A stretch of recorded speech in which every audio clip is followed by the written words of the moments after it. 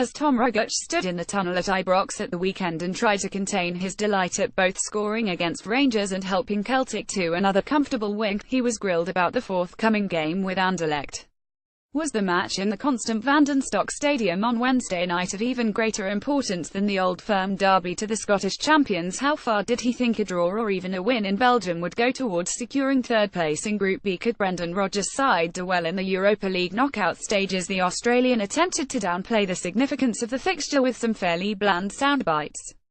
Every Champions League group game was massive to the Glasgow club.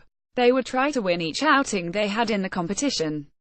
This meeting with Anderlecht would be no different to their encounters with Paris Saint-Germain or Bayern Munich. Nobody was, in stark contrast to the opposition defenders Rogic had weaved his way past during the hour or so he had spent on the park on Saturday, fueled. Celtic's showdown with Anderlecht this evening is their biggest of the season after their playoff matches with Astana, a double-header with over £30 million riding on it, last month. The ramifications of success will be massive for the Parkhead club and the players know it. It is, too, one of their manager's most important games since taking charge last year. Being involved in Europe beyond Christmas this season will be definite progress for Rodgers' side. The Northern Irishman's stock will rise even further as a result. Domestic success is always welcomed by Celtic supporters. Landing a treble and going undefeated last term was rightly celebrated. But they are also a club with a proud European heritage. Being involved at this stage is a great achievement. Going even further, however, would be widely hailed. Celtic have defied all expectations and progressed to the knockout rounds of Europe's elite club competition on 3 memorable occasions in the past, in the 20,067 and 200,708 campaigns when Gordon Strachan was in charge, and in 201,213 season when Neil Lennon was at the helm. Yet, the gulf between the continent's richest clubs in the 5 largest leagues, in England, France, Germany, Italy and Spain, has widened considerably since the last success 5 years ago, and their prospects of emulating those feats and finishing first or second in the months ahead are minimal, some would say non-existent. It is not impossible. Celtic have overcome AC Milan, Barcelona and Manchester United lineups every bit as star-studded as the Bayern side of the PSG teams they will face this term. At Parkhead, in front of over 55,000 of their fans, anything can happen. In the past, it frequently has.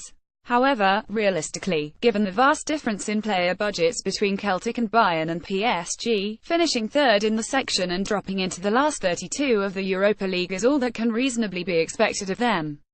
Celtic enjoyed, despite finishing bottom of their group, some fine moments in the Champions League last season. They drew with Manchester City at home and away, and with Borussia Mönchengladbach away. The less said about their brushes with Barcelona the better. But the spending power of their Bundesliga, La Liga and Premier League adversaries are made challenging for one of the top 3 places impossible. That is not the case to the same degree this time around, with a rival from the less affluent Belgian Pro League to face.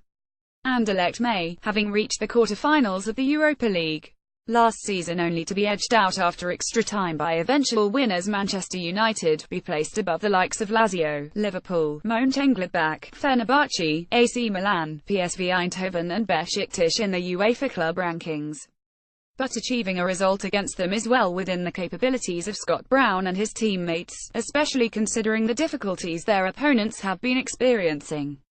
They are in 7th place in their league, have sacked their manager René Weiler as a result of their poor form and replaced him with Nicolas Frutos on an interim basis.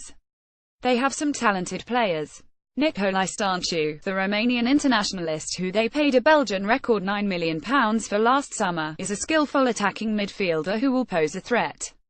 But the Celtic fans who will make their way to their rivals' 21,500 capacity arena tonight will do so in the hope of seeing their team win in the Champions League group stage for the first time since a 21 triumph over Spartak Moscow in Russia way back in 2012.